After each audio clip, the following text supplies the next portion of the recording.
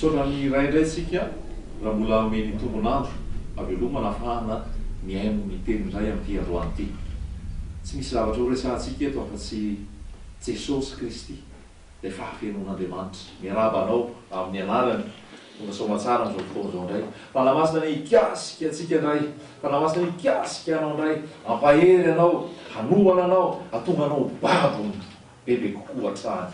Hitombo hatrany fitiavanao azy, hitombo hatrany fitiavanao azy io maly, tsy toy amin'ny fitiavanao azy androany fa mbola io bebe kokoa hatrany. Satria tsara Jesosy, tsara Jesosy, mamy Jesosy, dia nahatonga anao babony Jesosy mahatonga an'izao. Tsy te hiresaka zavatra hafa, tsy te hiresaka afa-tsy Jesosy Kristy, ilay hery sy faingen'Andriamanitra, ilay fahafenon'Andriamanitra hikasika anao izy ao anatin'izao fandarana miomana eo amin'Andriamanitra ao zao. Dia mafantatrao Jesosy, ilay babony Jesosy ianao ilay fofombadiny Jesosy, dia hiomana ianao, tonga anao tafiakatra, rehefa ho avy eny amin'irao landry Jesosy, satria efa akaiky ny fiaviany, efa akaiky ny fiaviany, efa akaiky ny fiaviany. Tsika hiomana fa tsy hita rehetrarehetra, tsy hovariana amin'izao fiainana izao. Fanamasina hitarika, hanazava, mampahery, hanazava, mampafantatra an Jesosy. Satria hoy Jesosy hoe rehefa andeha dia aniraka ny fanamasina, dia ny fanamasina tsy ilaza ny amin'ny tenany, fa izy ampafantatra ny momba, ampafantatra an Jesosy mahatongava ny fanamasina. Ampafantatra an Jesosy dia ny fanamasina hitarika atsika, ampafantatra an Jesosy. Kolosiana toko voalohany, andininy fasivy ambin'ny folo. Soratsika ny tokony amin'izany teny izany. Kolosiana toko voalohany, andininy fasivy ambin'ny folo. Fa sitraky ny ray ho ao aminy no hitoeran'ny fahafenona rehetra. Hatreo.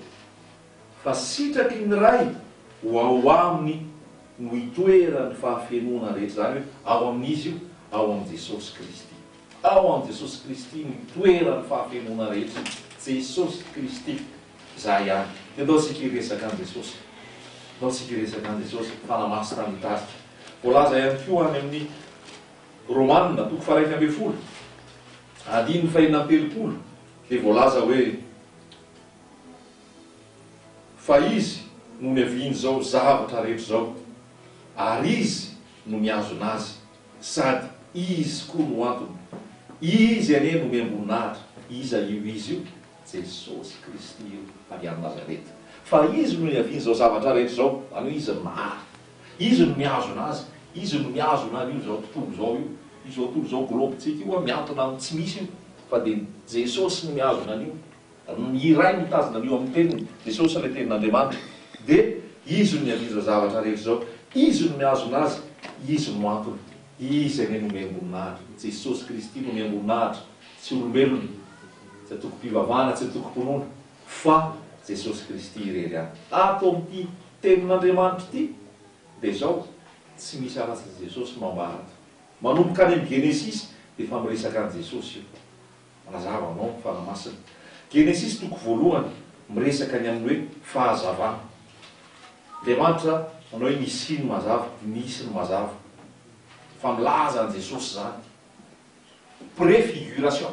Any hoe préfiguration zany hoe tandintony, na hoe filazana mialoha. Andriamanitra atao amin'ny Genesis toko voalohany, Jehova ray mpahary, nahary ny lanitra sy ny tany, nanao ny zao rehetra zao. Dia hoy izy hoe Andriamanitra teny hoe misy mazava, dia nisy mazava. Zany hoe Jesosy Kristy ilay mazava. Jesosy Kristy ilay mazava. Zao ny fahazava zao tontolo zao hozy Jesosy, zay manaraka tsy andeha amin'ny maizina. Kareo mizany tao tany Genesis manambara an Jesosy. Ary zao Jesosy kory tsy hoe noforonona, fa Jesosy fa izy hatrizay rao manrak'izay. Dia zay zany zavatra voalohany. Hiresaka momba an Jesosy fotsiny tsika androany atao anatin'ity tena ity fotoana ity, Baiboly ray manontolo dia manambara ny an Jesosy. Dia zay zany anankiray hoe Jesosy ilay mazava. Navary izy tany amin'ny Genesis, fa tonga amin'izay izy nilazany tenany raha amin'ny filazantsara. Tao amin'ny mazava no misy mpiaina Jesosy zany. Tonga tao amin'ny azy izy, ny azy sy nandray azy. Tonga tao aminy ny mazava, fa naleo ny maizina toy izay ny mazava, dia maizina izy. Dia firany mandany zany amin'izao fotoana. Ilay fahazavana, dia Jesosy fa lasa jamban'ny soratra, jamban'ny fo, jamban'ny fahazarana. Fa Jesosy ilay mazava. mazava ny ao anatinao ao. Ny olona zay mandeha ao maizina ozy izy dia mahita fahazavana lehibe. Jesosy ilay mazava, Jesosy zany manazava ny ao anatinao. Rehefa ao ny fahazavana dia misy aina zay. Genesisy toko voalohany zao izay izay sy marinina dia filazantsara avy eo. Manarak'izay mijery indraitsika any amin'ny Melkizedeka, tantarany Melkizedeka, Genesisy toko faha-efatra ambin'ny folo. Melkizedeka zany koa dia tandidon'i Jesosy Kristy zany. Mpanjaka ny Salema ozy izy. Mpanjaka ny Salema zany hoe mpanjaka dia ozy izy hoe tsy nanandray zany ozy izy tsy misy fiaviana tany aloha. Iza moa zany Jesosy ike zany. Jesosy zany. Genesisy toko faha-efatra ambin'ny folo milaza ny amin'ny Melkizedeka. Genesisy toko faha-efatra ambin'ny folo andininy fahafito ambin'ny folo sy ny fahavalo ambin'ny folo. Dia izao ny lambarany. Dia nivoaka ny mpanjaka ny Sodoma hitsenany Abrahama teo andoha Save, lohasaha mpanjaka zany. Rehefa niverina izy avy nandresy ny Kedorlaomera sy ireo mpanjaka nomba azy. Ary Melkizedeka, mpanjaka ny Salema, nivoaka nitondra mofo sy divay, ary izy dia mpisoron'Andriamanitra avo indrindra. Zany hoe Melkizedeka na koa hoe mpisorona. Dia le mpisoron'Andriamanitra avo indrindra, mpisorona be. Dia Jesosy ilay mpisorona be. Hebreo toko fahafito manambarany amin'io Melkizedeka io. Zany hoe Melkizedeka resahany io dia tsy iza fa Jesosy ihany io. Magaga Jehovah ray, malary ny zavatra rehetra, tena magaga ny fitondrany sy ny zavatra resahany. Mahatalanjona, maharavoravo, matetika satria fahamarinana, tsy ny foron'olombelona, tsy namboamboarin'olombelona, fa tena hoe fahagagana.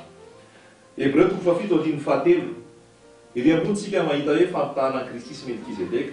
Fanamariana ihany hoe reny soramanitra reny tsy tao anatin'ny Baiboly reny, tsy tao anatin'ny tenin'Andriamanitra misoratana hatrany am-potony reny, fa isika olombelona no nametraka an'ireny talohan'ireny nanome hoe fanazavana. Nareo toko sy adinondreo raha tsy misy an'izay tonga dia soratra nandeha daholo fotsiny. Dia fanamariana kely zay. Fa io zany miresaka ny Melkizedeka. Genesisy Hebreo toko fahafito andininy fahatelo. Dia ahoana hoy izy? Tsy manandray, tsy manandreny, tsy manana tantaram-pilazanana, tsy manana voalohan'andro na farany fiainana, fa natao tahaka ny zanak'Andriamanitra. Izy dia mitoetra ho mpisorona mandrakariva. Izy any voalazany, milaza izy any Melkizedeka, fa Jesosy io Melkizedeka io. Tsy manandray ozy, tsy manandray. Lasa veritsika fa mahafinaritra le teny, manazava be le teny Hebreo toko fahafito andininy fahatelo. Dia hoy izy hoe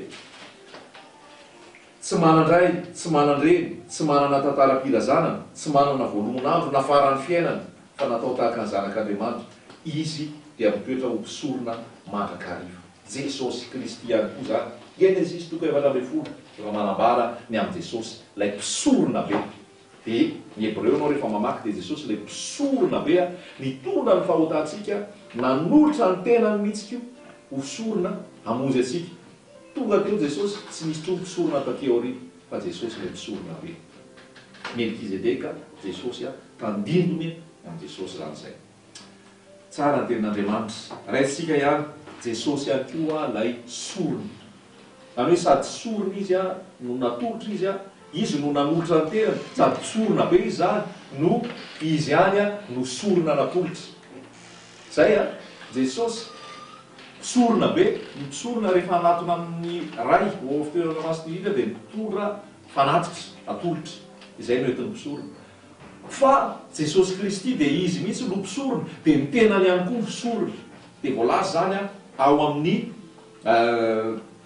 Genesisy toko faharoa amby roapolo. Zany hoe Jesosy Kristy dia lay sorona ihany koa zany izy. Izy lay natolotra ho famonjena antsika. Zany hoe tandindona ny atao amin'ny Genesisy ity toko faharoa amby roapolo andininy fahafito, tamin'ny Abrahama handeha hanolotra ny Isaka ho sorona eo anatrehan'Andriamanitra, ho vonoina zany. Dia rehefa ho vonoina izy, matolotra teo izy dia nanontany Isaka. Nanontany Isaka. Genesisy toko faharoa amby roapolo andininy fahafito. Dia inona ny voalazany ao? Ary Isaka niteny tamin'ny Abrahama rainy hoe rikako eo. Dia hoy izy, ity aho anaka. Ary hoy izy, indreto ny afo sy ny kitay, fa aiza kosa ny ondry atao fanatitra. Zany hoe nanontany Isaka hoe aiza le ondry iza le ondry atao fanatitra. Zany hoe efa nanambara zany, efa nisy tanidony amin'ny Jesosy Kristy koa tany, dia tsy mbola tonga le ondry fa andeha ho vonoina Isaka, dia Isaka anan'Andriamanitra hoe aza vonoina izy. Fa hitako ianao zao fa matahotra, hitako ianao zao fa tia dia tsy novonoina Isaka, fa amin'ny toerany Isaka dia ondry lahy no nomena vonoina. Zany hoe mbola ondry lahy no natao hosorona talohany ny solon'ny Isaka. Fa izao anarivorivo taona taty aoriana dia tonga ilay zanak'olon'Andriamanitra manaisona ny fahotany zao tontolo zao. Tanidony amin'ny Jesosy ihany koa zay rehetrarehetra zay a. Zany hoe Isaka no hisorona mba ho tsy ho faty noho ny famonjena nataon'i Jesosy. Dia ondry laniny izy tamin'izay fa avy eo ilay ondry nantaniany Isaka.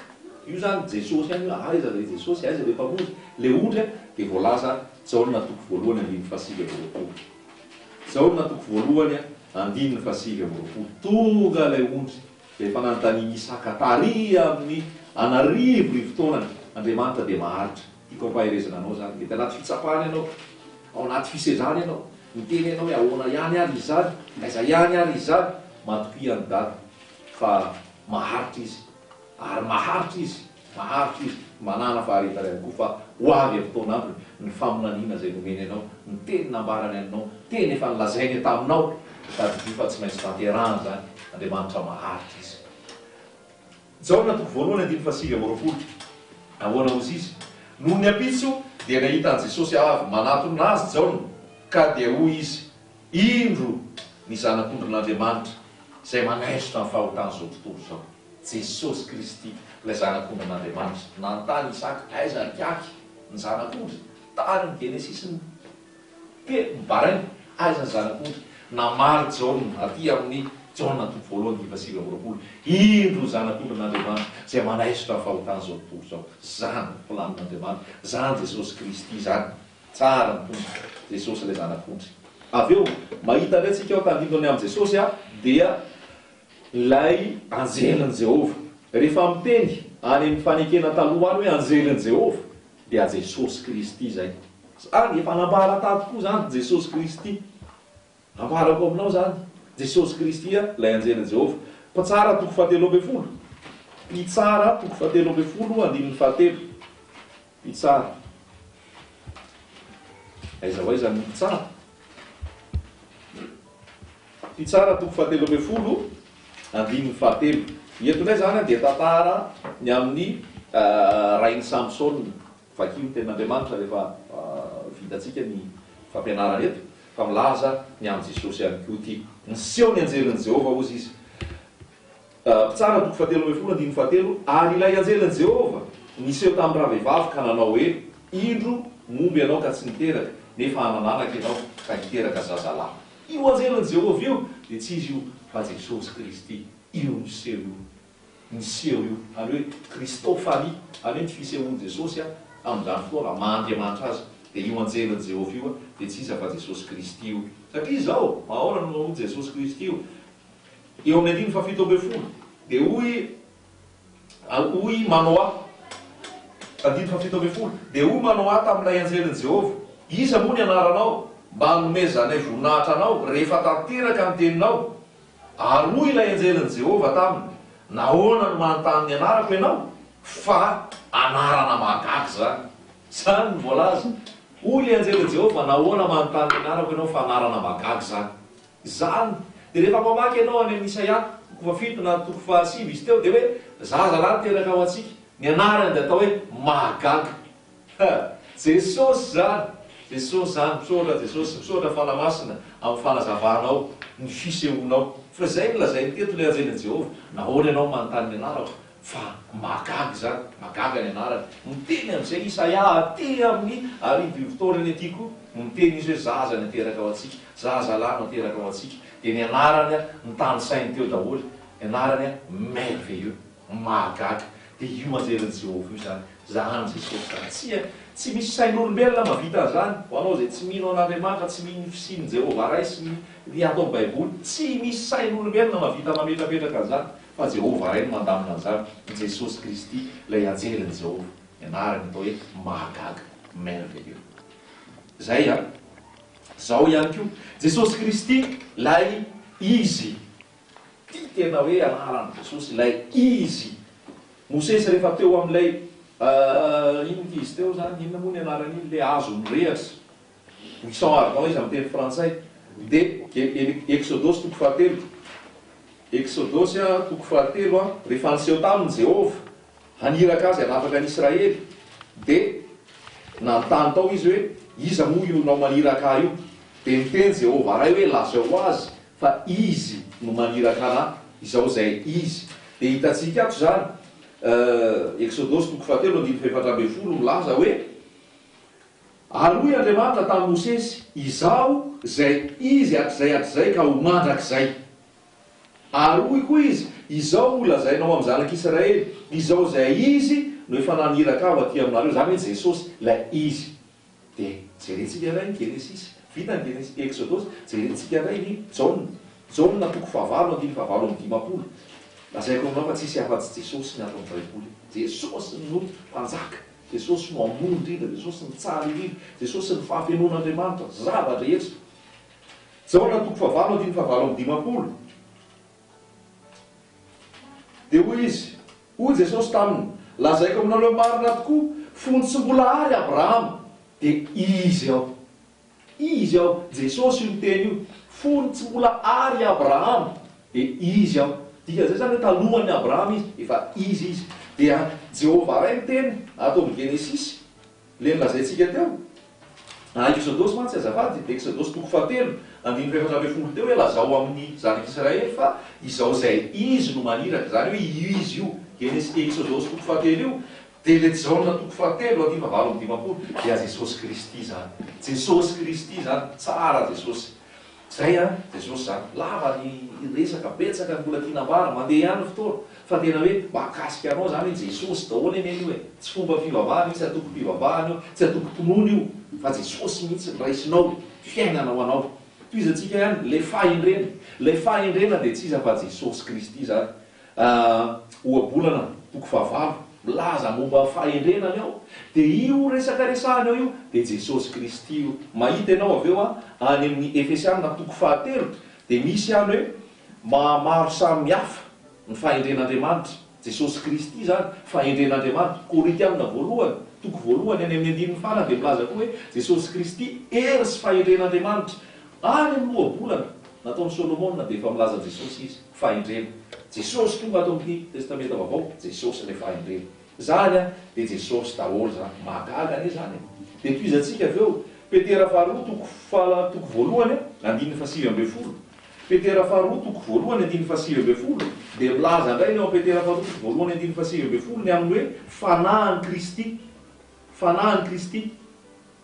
Fahafahana fa Petera toko voalohany andininy fasivy ambin'ny folo de milaza hoe ary manana teny faminaniana atao mafiorina kokoa isika, koa raha mandinika izany ianareo dia manao tsara, fa toy jiro mazava eo amin'ny toerana maizimaiza zany, manam-pazava ny andro, ka miposaka ao anatinareo ny fitarik'andro. Fa fantatrareo voalohany indrindra fa ny famoakevitry ny faminaniana ao amin'ny soratra masina dia tsy efa fisainan'ny olona fotsiny ihany, fa ny faminaniana rehetra dia tany aloha rehetra dia avy amin'Andriamanitra, ny tenenana araka ny fanahy. Zany hoe hitantsika ao zany ao anatin'io misy an'izay hoe fanahin'i Kristy zay fanahin'i Kristy, zany hoe reo olona rehetra tany aloha teo, Josefa, Davida, Daniela, Eli, dia nanana ny fanahin'i Kristy reo. Tsara Jesosy, tsara Jesosy. Baiboly io dia manambara an' Jesosy. Izao ny vavahady hozy Jesosy, izao ny lalana hozy Jesosy, izao ny fiainana hozy Jesosy, izao ny fananganana maty sy fiainana hozy Jesosy, izao ny vato velona, izao ny vato soa, vato sarobidy, izao no avocat solvavy ao anatrehany ray, izao no alpha sy omega, Jesosy daholo zany, izao lay olona. Jesosy tena izy rehetrarehetra dia Jesosy. Jesosy lay Adama faharoa, nisy lay Adama voalohany na lavo, fa Jesosy lay Adama faharoa tsy lavo intsony. Rehefa mijery ianao ny filazantsara, Mattio, Marka, Luka, Jaune, filazantsara efatra, dia milaza ny amin'ny Jesosy reo. Ny Mattio dia milaza fa Jesosy lay mpanjaka, le liwany fokony Joda. Mattio zany mpanjaka. Ny Marka, Jesosy lay omby, lay mpanompo, le serviteur, mbola Jesosy ihany koa zany. avy eo anao mijery ao amin'ny lioka dia milaza fa Jesosy ilay zanak'olona dia mijery anao mijaona avy eo Jesosy ilay Andriamanitra ilay voromahery izany Jesosy Kristy izany mahery Jesosy Petera voalohany toko voalohany ny faraika ambin'ny folo hoe fanahin'i Kristy aiza tsy ho babon'i Jesosy amin'izany tsara Jesosy ho aminao ny Jesosy ho tian'i Jesosy eny ianao amen sotra Jesosy